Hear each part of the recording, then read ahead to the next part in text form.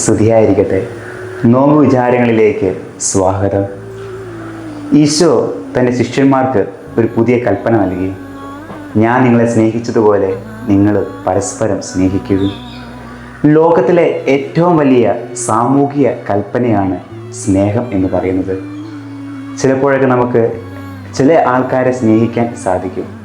പക്ഷേ നമ്മെ ദ്രോഹിക്കുന്നവരെയോ നമ്മളെ കുറ്റപ്പെടുത്തുന്നവരെയോ നമ്മളെ തള്ളിപ്പറയുന്നവരെ സ്നേഹിക്കാൻ നമുക്ക് സാധിക്കില്ല.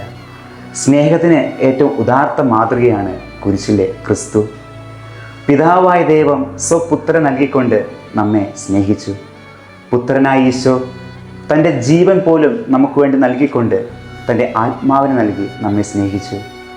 ആ ആത്മാവ് ഇന്ന് വരദാന ഫലങ്ങളിലൂടെ നമ്മെ സ്നേഹിച്ചുകൊണ്ടിരിക്കുകയാണ്.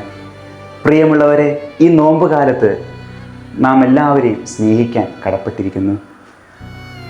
പിതാവായ ദൈവത്തെയും നമ്മുടെ സഹോദരങ്ങളെയും നമ്മെ തന്നെ സ്നേഹിക്കുവാൻ ഈ നോമ്പ് കാലത്ത് നമുക്ക് സാധിക്കട്ടെ.